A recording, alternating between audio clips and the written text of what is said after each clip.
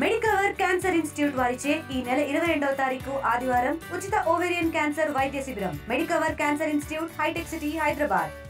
పాత్రికేయ మిత్రులందరికీ కూడా ముందుగా నమస్కారాలు తెలియజేసుకుంటూ, అదేవిధంగా ఈరోజు ఏదైతే పందిరీనివా ప్రాజెక్టు పరిశీలనకు వచ్చినటువంటి సందర్భంగా ఈరోజు ఉదయం నుంచి కూడా మరి నాతో పాటు మరి సహకరించినటువంటి మా గౌరవ మంత్రివర్యులు, గౌరవ శాసనసభ్యులు, గౌరవ ప్రజాప్రతినిధులకు అందరికీ కూడా ముందుగా నా నమస్కారాలు, కృతజ్ఞతలు కూడా వారికి తెలియజేసుకుంటూ ఉన్నా.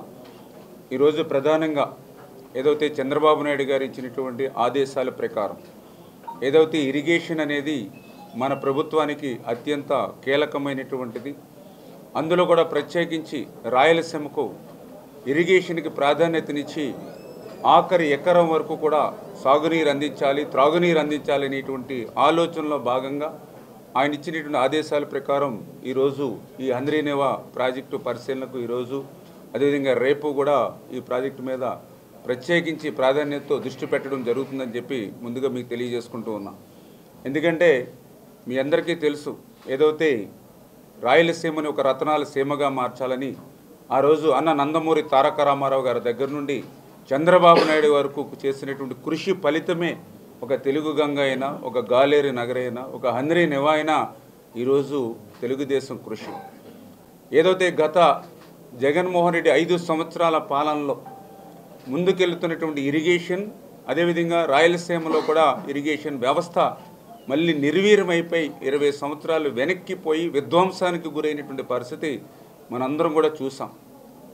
ఎందుకంటే ఎంత అన్యాయం ఇరిగేషన్కి గత 5 సంవత్సరాల్లో జరిగింది అని అంటే 2014, 2019 5 సంవత్సరాల మా పరిపాలనా కాలంలో మాకు 7 లక్షల కోట్ల బడ్జెట్ ఆ రోజు ఉంటే, ఆ రోజు ఇరిగేషన్కి మేము 72,000 కోట్ల రూపాయలు ఆ రోజు మేము ఇరిగేషన్కి పెట్టాం. అదే జగన్మోహన్ రెడ్డి 5 సంవత్సరాల కాలంలో అతనికి 12 లక్షల కోట్ల బడ్జెట్ ఉంటే అతను పెట్టింది 49,000 కోట్ల రూపాయలు మాత్రమే. ఆ 49,000 కోట్లలో కూడా ఖర్చు పెట్టింది చూస్తే 31,000 కోట్లు మాత్రమే. అందులో కూడా సగం వారి అవినీతికే మరి జమ అయినటువంటి పరిస్థితి. మనం రాయలసీమకి ఇచ్చే ప్రాధాన్యత మొన్న తుంగభద్రకు సంబంధించి మరి ఏదైతే 19వ గేటు మరి ఆ రోజు కొట్టుకుపోయినటువంటి స్థితిలో మరి ఆ రోజు పర్టికులర్గా, ఎందుకంటే తుంగభద్ర మీద ఆ హెచ్ఎల్సీ కానీ ఎల్ఎల్సీ కానీ ఆధారపడి ఏదైతే అనంతపురం, కడప, అదేవిధంగా కర్నూలు, మరి ఏదైతే జిల్లాలు ఏవైతే ఉన్నాయో మరి వాటన్నిటికీ కూడా, ఎందుకంటే ఇక్కడ కనీసం బోర్లు కూడా పడి త్రాగునీరు కూడా ఉండదు అనేటువంటి స్థితిలో, ఆ 19వ గేటు కొట్టుకుపోయినటువంటి స్థితిలో అక్కడ ఉన్నటువంటి కర్ణాటక ప్రభుత్వం కూడా చేతులు ఎత్తేసి, ఎందుకంటే మొత్తం వాటర్ అంతా కూడా పోయిన తర్వాతే మళ్ళీ స్టాప్ బ్లాక్ గేట్ ఏర్పాటు చేయగలం అనేటువంటి స్థితిలో ఆ ప్రభుత్వం అన్నటువంటి స్థితిలో కూడా ఆ రోజు చంద్రబాబు నాయుడు గారు చొరవ తీసుకుని కన్నం నాయుడు గారు ఏదైతే ఒక గేట్లు నిపుణత ఎవరైతే ఉన్నారో అతన్ని పంపించి, అదేవిధంగా మన మంత్రివర్యులు కేశవ్ గారు, మేము, అదేవిధంగా మన శాసనసభ్యులు మేము దాని మీద దృష్టి పెట్టి భారతదేశ చరిత్రలో ఎప్పుడూ లేనిటువంటి విధంగా మరి ఏదైతే వాటర్ ఫ్లో ఉన్నటువంటి టైంలోనే అక్కడ మళ్ళీ స్టాప్ బ్లాక్ గేట్ని మేము అరేంజ్ చేయడం ద్వారా 40 టీఎంసీల నీరుని మేము అక్కడ సేవ్ చేయగలిగాం. ఎందుకంటే 70 టీఎంసీలు నీరు ఉన్నప్పుడు మేము అక్కడ మరి స్టాప్ బ్లాక్ గేట్ని పెట్టాం. జనరల్గా అయితే మొత్తం నీరంతా పోయాక డెడ్ స్టోరేజ్ అయ్యాక గేట్ని క్లోజ్ చేద్దాం అనుకున్నారు వాళ్ళు. అంటే ఆ రకంగా 40 టీఎంసీలు ఆ రోజు మేము నిలవ ఉండగానే గేట్లు పెట్టాం కాబట్టి ఈరోజు మళ్ళీ అది 105 టీఎంసీలు. ఎందుకంటే ఆ రోజు ప్రభుత్వం కూడా ప్రకటించారు, మీకు కూడా తెలుసు, కర్ణాటక ప్రభుత్వం ఉప ముఖ్యమంత్రి కూడా చెప్పారు, ఏదైతే రబీ మాటాల నుంచి ఖరీఫ్కి కూడా నీరు రాదు, త్రాగునీరు కూడా ఇబ్బందులు వస్తాయి, ప్రజలు సహకరించాలని వాళ్ళు అనౌన్స్ చేసిన టైంలో కూడా మనం చొరవ తీసుకుని, ముఖ్యమంత్రి గారు చొరవ తీసుకుని మేము పనిచేసామనంటే రాయలసీమ ప్రజలు అత్యంత వెనుకబడినటువంటి ప్రాంతం అనంతపురం జిల్లా, అత్యల్ప వర్షపాతం అనేటువంటి జిల్లా అనంతపురం, వాళ్ళకి న్యాయం జరగాలనేటువంటి ఆలోచనతో భాగంగానే ఆ రోజు మరి ఆ యొక్క తుంగభద్రని, ఆ నీటిని మేము కాపాడుకోగలిగామనే విషయాన్ని కూడా మరి ఈ సందర్భంగా గుర్తు చేసుకుంటూ ఉన్నా. ఓకే, ఏదైతే ప్రకాశం బ్యారేజీకి సంబంధించి మొన్న వరదల్లో కొట్టుకొచ్చినటువంటి బోట్స్ ఏవైతే ఉన్నాయో ఆల్రెడీ ఒక 3 బోట్స్ని క్లియర్ చేయడం జరిగింది. ఏదైతే ఇంకా అంటే అక్కడికి వరదల్లో వచ్చినప్పుడు అయితే 5 బోట్లు కనిపించినటువంటి పరిస్థితి, కానీ ప్రజెంట్ ఇప్పుడు మనకి 3 బోట్లు మాత్రమే ఐడెంటిఫై అయ్యి మిగిలినటువంటి 2 బోట్లు కూడా కిందకి పోయాయి అనేది చెప్తూ ఉన్నారు. అయితే అది కూడా ఒకసారి ఐడెంటిఫై చేసి కింద ఎవరైతే ఆ డైవర్స్ని కూడా మనం వైజాగ్ నుంచి కాకినాడ నుంచి తీసుకొచ్చాం. వాళ్ళు కూడా కింద గ్రౌండ్లో కూడా మొత్తం పరిశీలన చేస్తూ ఉన్నారు. ఎక్కడైనా ఏదైనా కూడా చిక్కుకుని ఉంటే దాన్ని కూడా వెలికి తీసేయడం, లేదంటే క్రిందికి పోతే కనుక ఎక్కడ అనేది కూడా ఐడెంటిఫై చేసి దాన్ని కూడా క్లియర్ చేస్తాం. నిజంగా మీరు చెప్పినట్టు మనకు కూడా చాలా కష్టం. ఎందుకంటే ఏదైతే ఆ రోజు ఫ్లడ్ హెవీగా వచ్చింది కృష్ణాకి, దగ్గర ప్రకాశం బ్యారేజీ చరిత్రలో 11,40,000 క్యూసెక్కుల నీరు వచ్చినటువంటి టైంలో అటువంటి పడవలు, అటువంటి బోట్స్, ఎందుకంటే మేము కూడా చూడలేదు. ఏదో బోట్ అంటే ఒక 40 టన్నులు ఉంటుందని చెప్పారు వెయిట్, కానీ తీరా చూస్తే అది దగ్గర 100 టన్నులు. అంటే దగ్గర మరి ఒక 10 లారీలు 8 లారీలు శాండ్ని యథేచ్ఛగా ట్రాన్స్పోర్ట్ చేసే కెపాసిటీగా ఆ బోట్స్ని తయారు చేశారని అంటే, ఏదైతే మేము డైవర్స్ని కూడా తీసుకొచ్చి వాటిని కట్ చేయాలి రెండిట్ల కింద అని చూస్తే లోపల ఒక ఐరన్ లేయరు, కింద ఒక ఐరన్ లేయరు, మళ్ళీ సెంటర్లో దానికి మళ్ళీ లైనింగు, అవన్నీ చూస్తే ఎంత పకడ్బందీగా 6 బోట్స్ ఉన్నాయి అనేది.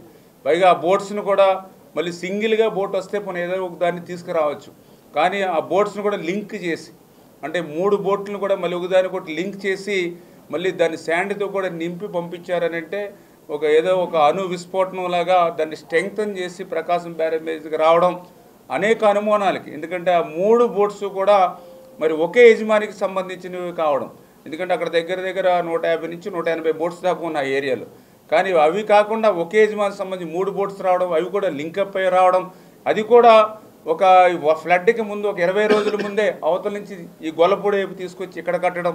ఒక్కొక్క బోటు కూడా చాలా వాల్యూ 50-60 లక్షల రూపాయల వాల్యూ. 3 బోట్లు కలిపితే దగ్గర 2 కోట్ల రూపాయల వాల్యూ.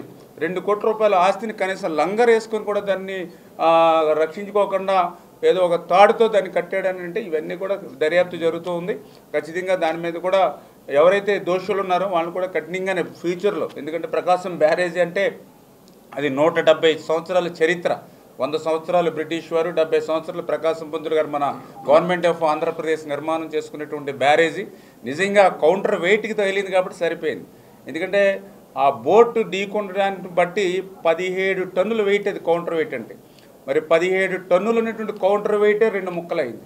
నిజంగా ప్రకాశం బ్యారేజీ సెంటర్ పిల్లర్ కనుక తగిలి ఉంటే ఈవేళ బ్యారేజీ పరిస్థితి ఏంటి, బ్యారేజీ కింద ఉన్నటువంటి జిల్లాల పరిస్థితి ఏంటి అంటే, ఈ యొక్క ప్రతిపక్షంలో ఉన్నటువంటి వ్యక్తికి ఎంత ఆలోచనలు అంటే మేము ఈ 100 రోజుల్లో ప్రజలకి ఏ మాదిరిగా మేము సంక్షేమం ఇవ్వాలి, ఏ మాదిరిగా అభివృద్ధి చేయాలి, గాడిలో పట్టేటువంటి వ్యవస్థను ఏ రకంగా సరిదిద్దాలని 100 రోజుల నుంచి అటు ముఖ్యమంత్రి గారు కానీ, ఇటు మంత్రులు కానీ, ప్రజాప్రతినిధులు మేము ఒక రకంగా రాష్ట్రం కోసం కష్టపడుతూ ఉంటే, అతను ఈ రాష్ట్రాన్ని మళ్ళీ మరి ఏదో వినాశకంగా, రాక్షసత్వంగా, ఎందుకంటే ఈ 100 రోజులు ఆయన చేసిన పని ఏంటంటే ఇదిగో ఆ రకంగా ఆ బోట్స్ని పెట్టి ఆ ప్రకాశం బ్యారేజ్ అంటే ఆయన ఆలోచనలు చెప్తూ ఉన్నారు. ఏదైతే మళ్ళీ ఆ ప్రకాశం బ్యారేజీ కొట్టుకుపోతే నా టైంలో అన్నమైపోయింది, ఈ టైంలో ప్రకాశం బ్యారేజీ పోయింది, లేకపోతే ఇట్లా లక్షల మంది బంగాళాఖాతంలో కలిసిపోయారు, ఏదో రాష్ట్రపతి పాలన వస్తుంది అని అంటే ఈ రకమైన దుర్మార్గమైనటువంటి ఆలోచనలతో అంటే ఒక ముఖ్యమంత్రి కుర్చీ కోసం, అధికారం కోసం ఈ 100 రోజుల్లో ఆయన పడేటువంటి తాపత్రయం కానీ, అదేవిధంగా ఏదైతే తిరుమల తిరుపతి వెంకటేశ్వర స్వామి పవిత్రమైనటువంటి, ఎందుకంటే మీ అందరికీ తెలుసు మరి తిరుమల వెంకటేశ్వర స్వామి అంటే ఈ 100 రోజుల్లో జగన్మోహన్ రెడ్డి చేసిన నిర్వాహాలు ఒక్కొక్కటి మాకు ఇట్లా బయటపడుతూ ఉన్నాయి. అత్యంత పవిత్రమైనటువంటి మరి లడ్డూలో ఏదైతే నెయ్యి, ఎందుకంటే ఏదైతే ఆవు నెయ్యి 320 రూపాయలకి అంటే ఆయన రివర్స్ టెండరింగ్ అని పేరు చెప్పి, ఆయన కమిషన్ల పేరు చెప్పి ఈవేళ సాక్షాత్తు వెంకటేశ్వర స్వామికి సంబంధించినటువంటి నెయ్యిలో కూడా మరి అటువంటి కల్తీ నెయ్యిని కూడా ఉపయోగించి భక్తుల మనోభావాల్ని ఈవేళ దెబ్బతీసేయడని అంటే ఇట్లా ఒక్కొక్కటి ఆయన 5 సంవత్సరాల ఏదైతే రాక్షసత్వమైనటువంటి పాలన ఏదైతే ఉందో దాన్ని కూడా మేము ఈ 100 రోజుల్లో ఎదుర్కొంటూ అంటే ఒక పక్కన ప్రజలు ఇబ్బందులు, కష్టాలను, సమస్యలను తీరుస్తూనే మళ్ళీ జగన్మోహన్ రెడ్డి ఈ రాష్ట్రానికి చేసినటువంటి విధ్వంసాన్ని కూడా ఎక్కడికక్కడ మేము మళ్ళీ సరి చేసుకుంటూ వెళ్ళవలసి వస్తుంది. మరిన్ని వీడియోస్ కోసం ఛానల్ ని సబ్స్క్రైబ్ చేయండి, లేటెస్ట్ అప్డేట్స్ కోసం వాట్సాప్ ఛానల్ ని ఫాలో చేయండి అండ్ లింక్ డిస్క్రిప్షన్ లో ఉంది.